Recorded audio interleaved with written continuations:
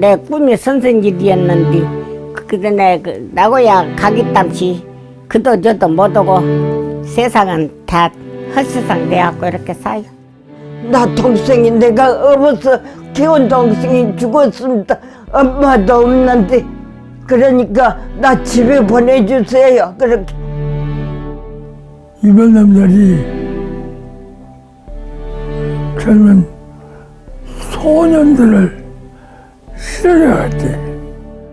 그렇게 고생하고 살았는지 해방돼서 나오니까 우리가 글로 정신대가 아니라 이안부로 낙연이 짙게 불고 그래서 괴로운 것이 모두가 다 불행으로 되풀고 이런 세월을 눈다 말이에요.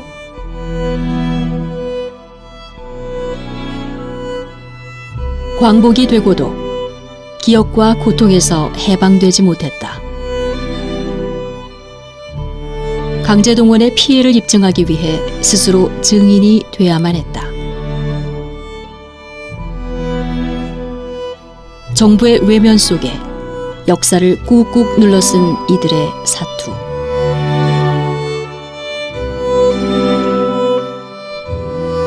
이것은 80년 전 과거의 이야기지만 여전히 끝나지 않은 현재의 이야기다. 세상을 떠난 피해자들의 이야기면서 또한 지금 살아가고 있는 우리들의 이야기다.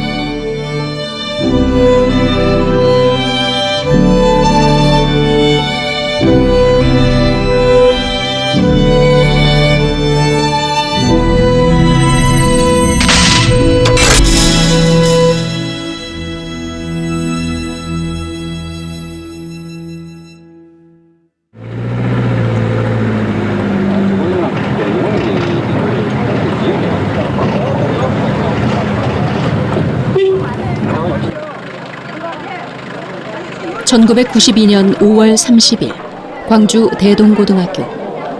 학생들이 아닌 할머니, 할아버지들이 강당을 채웠다.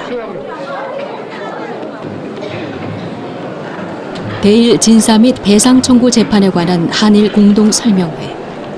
일본의 진정한 사과와 배상을 요구하는 강제동원 피해자와 유족들이다.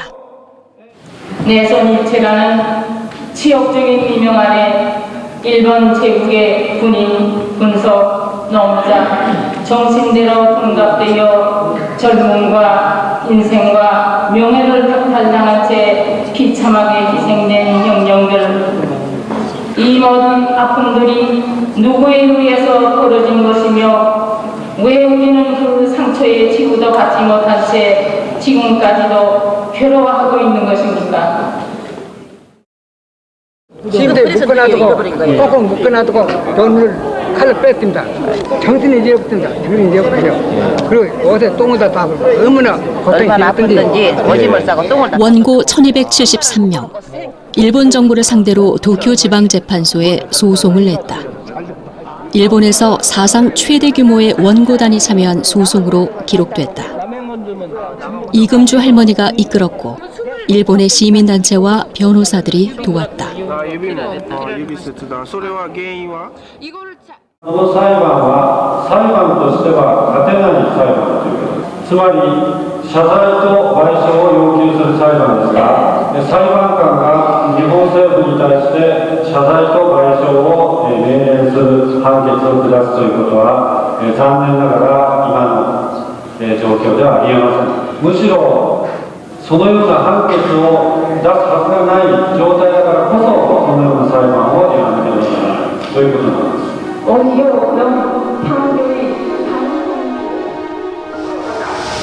이길 수 없어도 싸워야 했던 재판. 1990년부터 제1교포와 한국인이 일본에서 제기한 태평양 전쟁 관련 소송은 모두 55건. 광주 천인 소송은 지기만 했던 미련한 재판의 시작이었다. 이길 가능성 전혀 없어도 우리는 소리를 올려야 일본 국민들도 알게 되고 한국 사람들도 호응하실 거라고 그렇게 생각해서 먼저 재판 설명회를 했습니다. 그때 이금주 할머니가 선두회 할아버지하고 만나서 원고 청명이나 모아보라고 했어요. 그러면 농담이라고, 우리도 농담이라고 생각했는데 할머니가 실제로 전인 소송으로 시작하셨어요.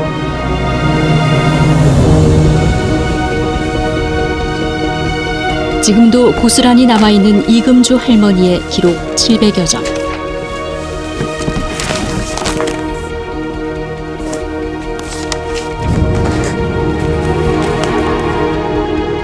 소송의 과정을 매일 써내려간 일기와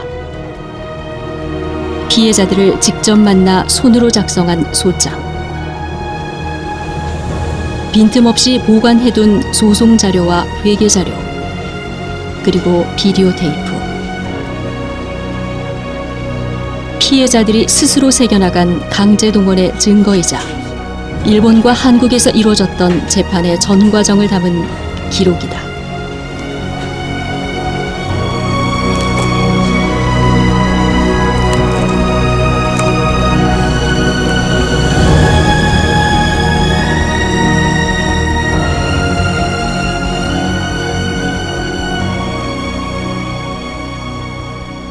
裁判を始めるまで、あるいは私が韓国に行くまで、その被害者たちは全く見えなかったんですよ、日本ではね。で、韓国に行って裁判を呼びかけて、イ・クミルさんと出会って、実際にその被害者が初めてこう見えた。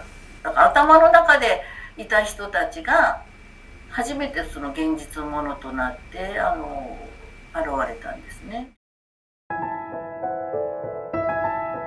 태평양 전쟁 희생자 광주 유족회 간판을 집에다 걸고 이금주 할머니가 모은 피해자 1299명의 소장 2584쪽, 군인 160명, 군속 230명, 노무자 845명 등 누가 어디서 어떤 피해를 당했는지 기록하고 도장을 찍었다. 한 장 한 장 일본의 변호사들에게 우편과 팩스로 보낸 피해의 기록들이 소송의 증거가 됐다. 정부가 진상조사에 나서기 10여 년 전의 일이다. 호적부터 시작해서 그분들의 명함, 사진 다 해가지고 하나하나를 다 만들어 놓고 그걸 가지고 소장을 쓴 거예요. 그때 일본어로. 그때가 70대에 시작했잖아요, 이분이. 그럼 우리 70대라고 생각해 보세요. 70대 쪼그리가 아니라 하루 10몇 시간을 소장을 쓰셨다고요. 이금주 회장님이 만드신 기록들이 사실의 전부였습니다. 회장님은 버스나 택시를 타고 총 수백 명의 피해자의 집을 돌며 직접 피해 사실을 듣고 손으로 쓴 기록을 만드셨습니다. 대단한 노력이라고 생각합니다. 할머니는 결혼 2년 만에 남편을 잃은 유가족이다. 1942년 야간 열차에 실려 전쟁터에 끌려간 남편은 3년 뒤 전사 통지서로 돌아왔다. 50년 동안에 맺은 이 한을 말하자면 1년에 평생 한을 품고 살다가 나이 70에 피해자들의 이야기를 기록하기 시작했다. 일본 국가 일본인들은 반드시 피해자 한국인들에게 진사와 배상을 하지 않는다면 젊었을 때에 나의 남편을 살려내시오. 若き日の私の夫を生き返らせてください. 이것입니다. 바로 이것입니다. 할머니가 뭐 일본의 뭐 변화를 바란다, 뭐 이런 큰 이상이 있는 건 아니었다고 봐요. 그냥 할머니는 그러니까 이 계기가, 이 동기가 할아버지가 할머니를 사랑해줬던 딱 2년간의 그 기억, 그 할아버지 사랑에 대한 그 감사함, 그 감사함을 갚으려고 이렇게 일을 하셨던 거죠. 이금주 할머니가 1992년부터 일본에서 벌인 소송은 크게 7가지. 천인 소송을 시작으로 우키시마오 폭침 사건 소송, 1994년 관부 재판, 1995년 BC급 전범 재판, 1999년 나고야 미쓰비시 소송, 2003년 도야마 후지코시 소송, 2006년 한일 회담 문서 공개 소송. 연이은 패소에도 세상은 조금씩 변하기 시작했다.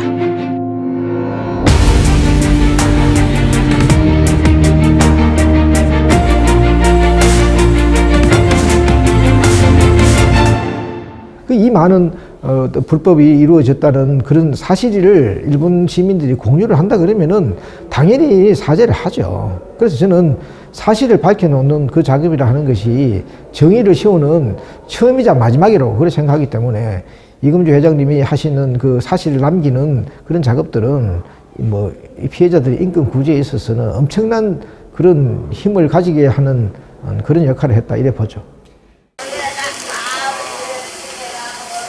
나고야 고등재판소 앞에서 울고 있는 양금덕 할머니. 미쓰비시 소송 항소심에서도 이기지 못했다.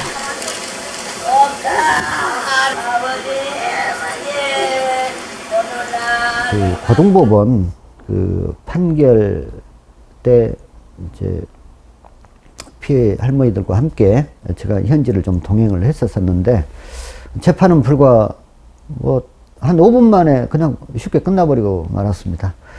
그런데 이제 그 결과를 듣고 낙심해가지고 법정 바닥에 주저앉아 계시는 그 피해 할머니들의 모습이 너무나도 쓸쓸했었고 참담했었고. 나고야 고등재판소는 기망이나 협박으로 정신대원에 자원시킨 것은 강제연행이고 가혹한 노동과 빈약한 식사, 외출과 편지 제한, 급료 미지급 등을 종합하면 강제노동이었다고 해야 한다. 공장 안에서 사망하고 손가락 부상을 입은 일은 강제연행, 강제노동에 의해 생긴 손해로 인정된다고 명확하게 판단했지만 사과와 배상 청구는 인정하지 않았다. 사법부가 피해자들의 요구를 공식적인 문서로서 인정하고 그 행위가 불법이라고 판단하는 것까지만 해도 사실 성공이죠. 가해국에서, 가해국의 법정에서, 가해국의 국가라고 이야기할 수 있는 가해국의 판사, 가해국의 법원이 불법을 인정했다. 아주 상세하게 이것이 강제노동이고 이것이 당시에 일본이 가입했던 ILO 협약에도 위반이고 3년 뒤인 2010년 미쓰비시 중공업은 할머니들에게 대화를 제안한다. 처음 있는 일이었다. 나고야 고등재판소 판결문을 인용해서 할머니들에게 진심으로 유감의 뜻을 표한다는 입장도 문서로 남길 수 있다고 밝혔다.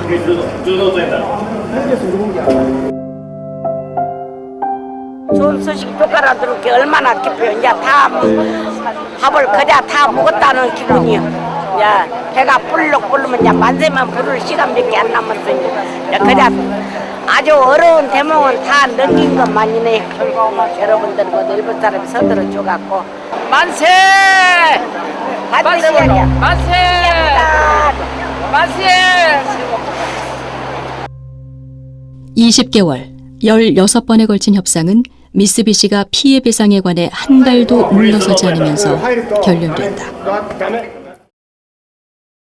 미쓰비시가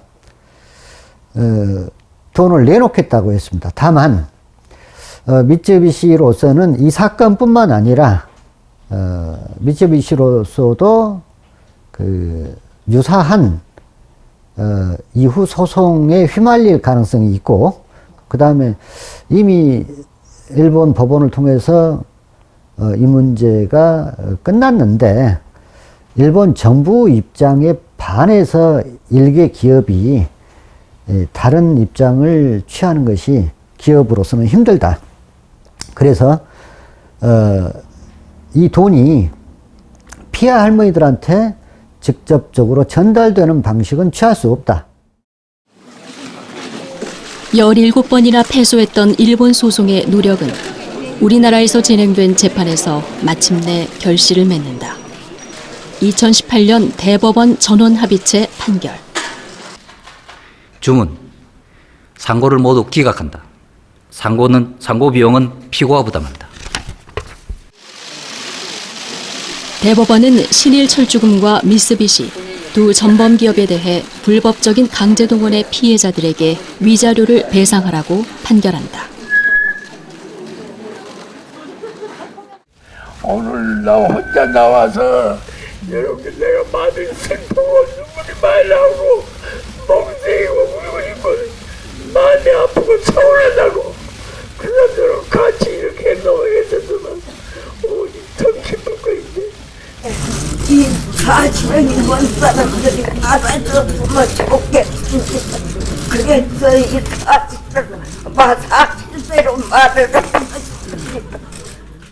2018년 대법원 판결은 한국과 일본의 시민사회가 국가가 돌보지 않는 아니면 애써 외면한 무시했던 그런 피해자들의 인권 회복을 위한 투쟁을 피해자들과 연대한 한국과 일본의 시민사회가 함께 극복해낸 대단히 중요한 성과라고 할 수 있습니다. 화이팅!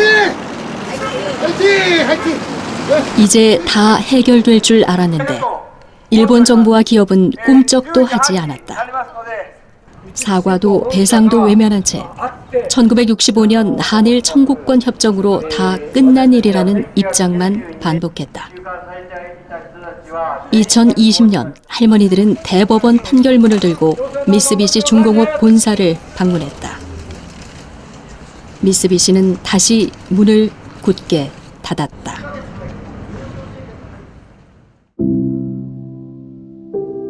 좁은 골목 끝 비탈진 곳에 자리 잡은 작은 집. 이곳에 양금덕 할머니의 94년 인생이 묻어있다. 처음 만난 제작진에게도 소박한 밥상을 내어준다. 그것도 보이는 것도 요새는 밥이 제일 힘이야. 조금 입맛 없으시다 그러면 이제 내가 이제 좀 이렇게 아니야 식구들 와서 다 먹어버렸어. 김치는 몇 포기 하세요? 올해 한 300포기 있어요. 팔았을 거야.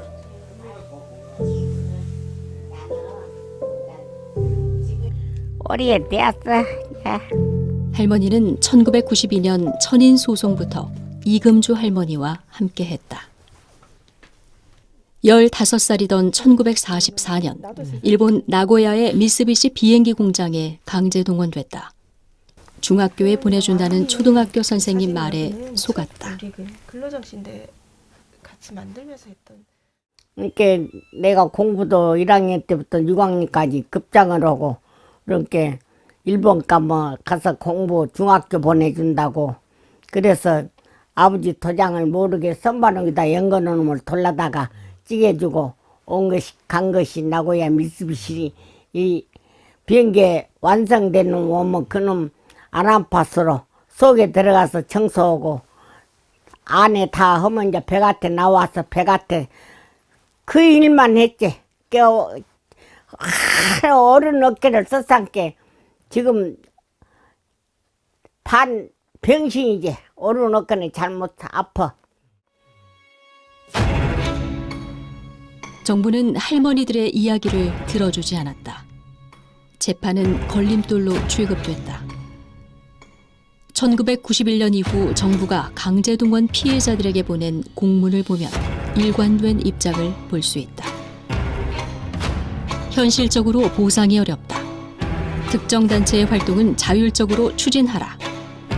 정부가 개입할 수 없다. 사인 간 민간 소송이다.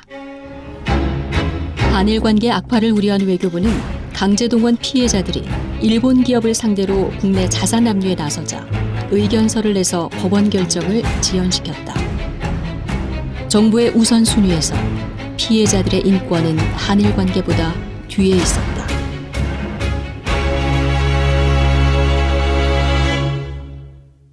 방해를 한 거죠. 우리 외교부는 아무 일도 안 한 것이 아니라 방해를 했다 해도 과언이 아닙니다. 예를 들면 일본을 상대로 해가지고 여러 가지 재판을 할 때도 지금 그 한국의 외교부 입장에서는 이건 뭐 65년 한일 입장에서 끝난 문제를 왜 이야기하느냐 이런 투의 반응을 많이 보였거든요. 그리고 그 피해자들을 도와주기는 그냥 길을 꺾었는데 어떤 면에서는 우리 외교부가 앞장섰다 이렇게 평가할 수도 있습니다. 대법원 승소 이후 5년 가까이 흘렀다. 문재인 정부는 일본의 경제 보복에 맞서느라, 윤석열 정부는 일본과의 관계 개선을 모색하느라 시간을 흘려보냈다.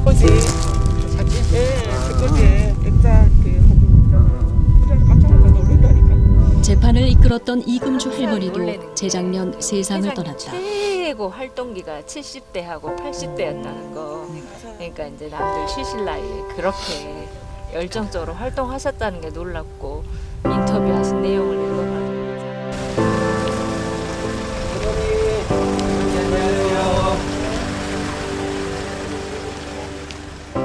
미쓰비시와 신일 철주금을 상대로 대법원에서 승소한 원고 15명 중 피해 당사자는 3명만 생존해 있다. 아까 워낙에 우리 딸, 우리 아들, 아버지 여기 기시게 와서 고맙네. 웃어요, 웃어.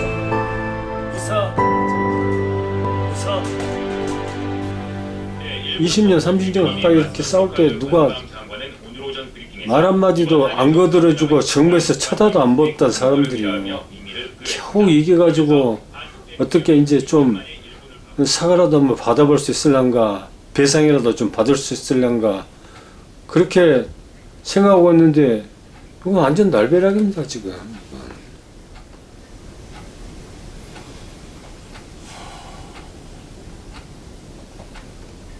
어떻게 해야 될까요? 글쎄 저희들 약자들은 방법이 없죠. 이제 뭐 이대로 이제 묻혀가든지 이대로 끝나든지 그래야죠. 뭐 방법이 뭐 있겠습니까? 정부는 깜짝 카드를 준비하고 있었다. 대통령의 3.1절 기념사가 시작이었다.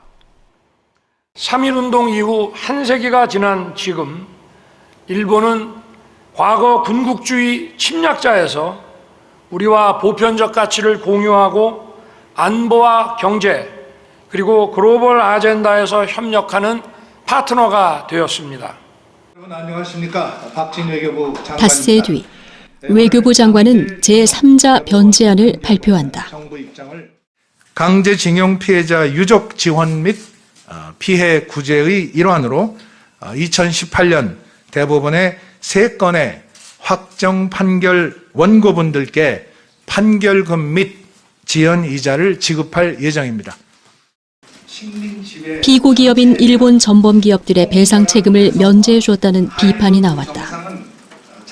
한미일 안보 협력이라는 정치적 현실 속에서 피할 수 없는 해법이었을까? 좋은 안은 아니죠. 최선의 안은 아니지만은 왜 최선의 안이 아니냐?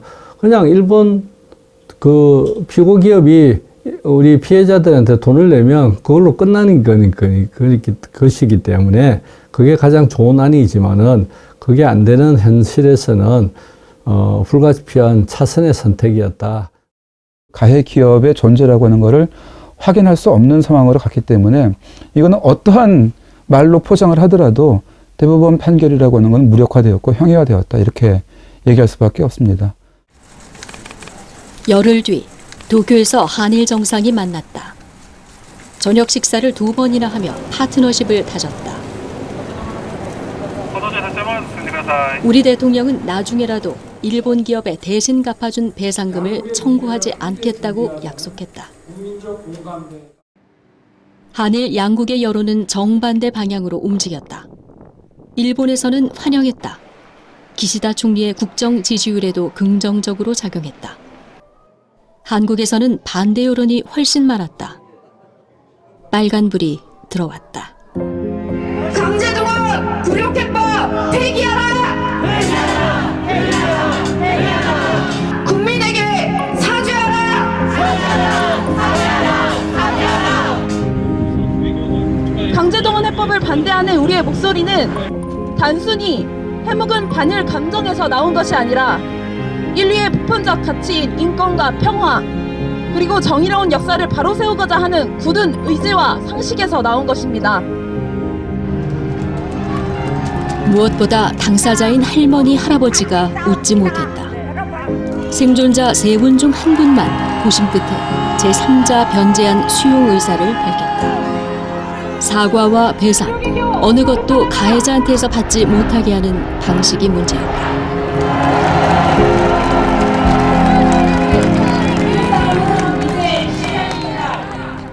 잘못한 놈이 따로 있고 잘못한 나라가 따로 있는데 왜 돈을 여기저기서 걷어갖고 그런 돈은 나는 아무리 없어도 받기 싫고 주장을 내가 좋아서 아주 주먹이 아무거나 받을 것이요 받기 싫다. 우리 한국에서는 유럽 쪽 모이고 이러면서 이제 일부터 배상을 겪고 나 사정을 받아야겠다. 현재의 국제관계 속에서 한일 관계 개선을 하지 않으면 여러 가지 어려운 점이 한국으로서는 많다. 이런 불가피한 사정이 있다는 것을 피해자들에게 잘 설명을 해야 될 것이다.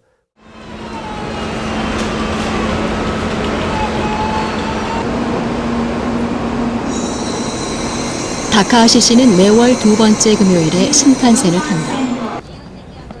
도쿄 미쓰비시 중공업 본사 앞 집회에 참석하러 가는 길. 히로시마와 오사카에서 먼저 출발한 동지들과 열차 안에서 만나 반갑게 인사를 나눈다. 신문을 펼치니 한국 정부의 제3자 변제안에 따라 원고 15명 중 10명이 판결금을 받기로 했다는 기사가 눈에 들어온다. 13日やね。そうだよ。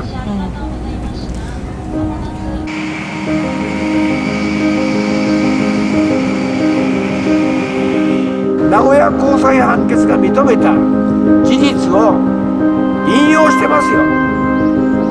そして戦争であった 금요 행동은 오늘로 522번째. 할머니들이 나고야 고등재판소에서 패소한 직후인 2007년 7월부터 행동에 나섰다. 三菱重工業に対して強制連行、強制労働に対する謝罪と賠償を求めて戦ってきました。朝鮮から裏若い女の子たち、そして年若い青年たちを強制連行して違法な行為をやりながら無理やり働かせた事実は消すことができません。三菱重工業は毎年入ってくる新入社員たちに対して自分たちの会社がどのような歴史を持っている会社であるかをしっかりと社内教育しているのでしょうか。知らないまんま多くの人たちがこの三菱 양금덕 할머니가 비행기 동체를 칠했던 미쓰비시 공장을 찾아갔다. 주차장 화단 뒤편에 있는 추모비가 외롭게 강제동원의 역사를 증언하고 있다. 슬픔을 되풀이하지 않도록 여기에 진실을 새긴다. 나고야 미쓰비시 공장에 끌려와 일하다가 대지진 때문에 숨진 조선인 소녀 6명의 넋을 기리고 있다. 고국 시설하는 게 따로 있어요. 다른 곳에 6명의 신원을 모두 확인한 것은 일본 정부도 한국 정부도 아닌 교사 출신 일본인 다카하시 씨. 12만 최전래. 번호가 다 있구나. 최전래. 네? 김순래. 예, 김순래. 김순래. でね、どうしてあの写真が出てきたかというのは、ここにね、愛知県立熱田高校教諭高橋誠さんや当時の被害者にあったって ここに名前が出たわけ、愛知県立熱田高校の教諭、これを見たで전화 받았어요. 전화 받았다. 이분의 손자분이 예. 신문 기사 보고 전화했대. さっきの新聞記事がもう決定的な 신문 기사가 결정 다. 아이고 별 말씀 다 하시네요. 김정주 할머니 집에 반가운 손님이 찾아왔다. 전범 기업인 후지코시 피해 할머니들을 지원하는 호쿠리쿠 연락회 나카가와 사무국장이다. 코로나19 이후 3년 만에 만나는 얼굴이 더 반갑다. 미안한 것이지. 우리를 도와주는 나카오상한테 일본 사람들은 우리 비행기 싹 다 대주고 우리 잠재워주고 호텔에서 잠재워주고 우리 한국에서 누가 우리를 그런 사람이 있고 누가 우리를 도와줘서 지금 해결이 되냐 말이야. 해결이 이렇게 안 돼갖고 있어. 2019년 서울고등법원에서 배상 판결이 내려진 뒤 대법원이 4년째 판단을 미루고 있는 후지코시 소송. 나카가와 씨는 일본에서 후지코시 재판이 있을 때마다 할머니들에게 자신의 집을 숙소로 내주며 소송을 도왔다. 彼女たちがやっぱずっとその記憶に持ってるっていうことがそれだけやっぱり辛い経験をしてるっていうこと、そのことについて、私は全然知らなかったので、彼女たちが思い出すたんびに、涙を流しながら話をするのを聞いて、とても、ショックだったし、でやっぱそのことを、きちんとこの傷を癒して彼女たちの人権っていうか誇りをちゃんと取り戻すことをやっぱりしなければいけないというふうに思いました。 호쿠리쿠 연락회는 후지코시의 주주총회에도 참석해 강제동원 피해를 배상하라고 촉구했다. 와카타니 씨도 동참했다. 1944년 인천 송현초등학교 교사였던 어머니가 제자 7명을 후지코시에 보냈다. それに母が関わってたっていうのはやはりびっくりしましたよね。それと同じような形で藤越でもやはり戦争中の混乱期に小さな女の子を連れてきてで敗戦の中で返したというようなことを本当に申し訳ないというふうに。 일본의 태도는 달라지지 않았다. 제3자 변제안 발표 직후에도 일본 외무상은 강제동원의 역사를 공식 부인하고 나섰다. これらはいずれも強制労働に関する条約上の強制労働には該当しないものと考えておりまして、これらを強制労働と表現することは適切ではないと考えております。 지난달에는 일본 국회의원 87명이 보란듯이 태평양 전쟁의 A급 전범들이 합사돼 있는 야스쿠니 신사를 집단 참배했다. 우리 정부는 깊은 실망과 유감을 논평하는 수준에서 대응을 자제했다. 한국 정부가 우리 국민들이 반대에도 불구하고 밀어붙였잖아요. 그럼 한일 관계가 좋아졌다는 거 보여줘야 되잖아요. 그러면 일본이 계속 시비를 걸 때 그러면 이렇게 무리해서 한 건데 안 깨고 싶겠죠. 단호하게 못 나간다는 뜻입니다. 향후에도 오히려 일본이 얘기하면 유감이다. 반대한다고 얘기하지만 과거와는 달리 강하게 일본을 때리지 못할 겁니다. 도쿄에서 만난 지 50일 만에 이번엔 기시다 총리가 서울에 왔다. 12년 만에 재개된 셔틀 외교에 큰 의미를 뒀다. 한일 관계의 미래지향을 강조했다. 1998년 한일 공동선언을 포함해 역대 내각의 입장을 전부 계승한다는 말을 되풀이했다. 강제동원 피해자들에 대한 사과는 개인적 유감 표명으로 대신했다. 私自身、当時、厳しい環境の下で多数の方々が大変苦しい、そして悲しい思いをされたことに心が痛む思いです。 인천 부평에 있는 조병창. 일본 육군이 1941년 지은 무기 공장이다. 병원으로 썼던 건물 주변에는 철거를 위한 가림막이 설치됐다. 공원 조성 작업이 진행되고 있다.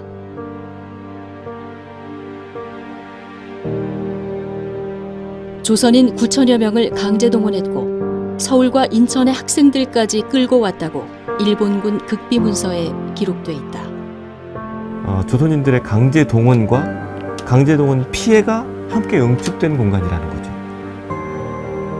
그래서 이런 시설들이 아직까지 남아있다는 것 자체가 굉장히 어떤 면에서는 놀랍고 한편으로는 또 다행스러운 일이기도 하고 그런 것인데, 이런 상징적이고 강제동원 피해가 응축된 공간을 더 추가적인 조사라든가 또는 연구 없이 또는 역사적 의미 부여 없이 철거를 하게 된다면 우리가 그만큼 그 피해를 외면하거나 또는 이제 피해에 대한 현대인의 책임을 방기하는, 포기하는 그런 결과로 이어지게 될 것 같습니다.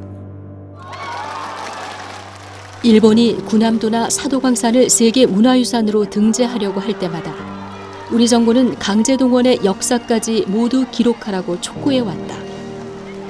그렇지만 정작 국내 강제동원의 현장은 경제적 이득을 추구하는 사이 하나씩 지워지고 있다.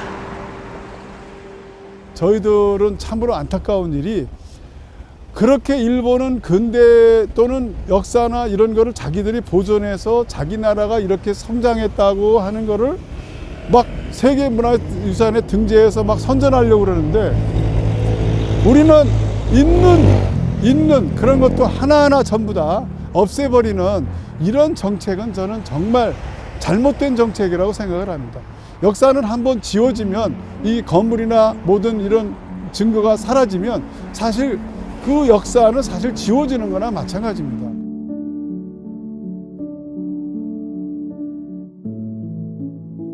일제강점기 조선인을 끌고 가서 일을 시킨 강제동원의 현장은 국내에도 많다. 연 인원 782만 명이 강제동원된 것으로 추산된다. 일본으로 끌려간 인원이 102만 명, 국내에서 동원된 인원이 600만 명 이상이다. 피해 사실은 입에서 입으로 전해지는 수준이다. 세상이 100명이 넘는 자국민들이 사망을 했는데 그것이 국가 기록실에 없어요. 강주 기록실, 대전 기록실 다 뒤져도 없어요. 우리 유족들만 아픔이지 국가가 해놓은 것은 아무것도 없어요.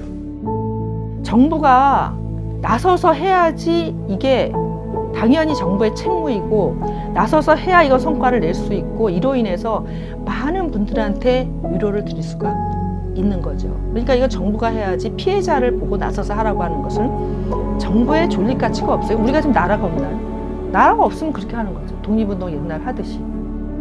물론 국가 간의 이익을 얻기 위해서 어떤 협상을 할 수는 있지만은 가장 중요한 것은 저버리지는 않았으면 좋겠다.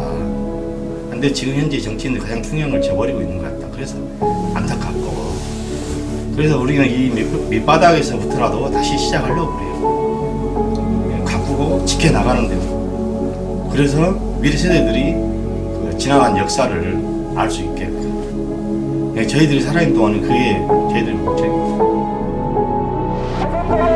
일본 총리 신사대방 처리하라. 50년은 1992년 광주 천인소송에서 시작해 2018년 대법원 전원합의체 승소 판결까지 일본과 한국에서 있었던 26년 법정 투쟁을 이끈 힘은 강제동원 피해자들과 일본의 양심들이 함께 쌓아 올린 기록이었다. 전범기업의 책임을 면제해주는, 그래서 피해자들이 거부하고 있는 제3자 변제하는 문제의 끝이 아닌 시작이다. 순수한 피해자와 이들이 가지고 오는 기록의 역사들은 이게 증거거든요.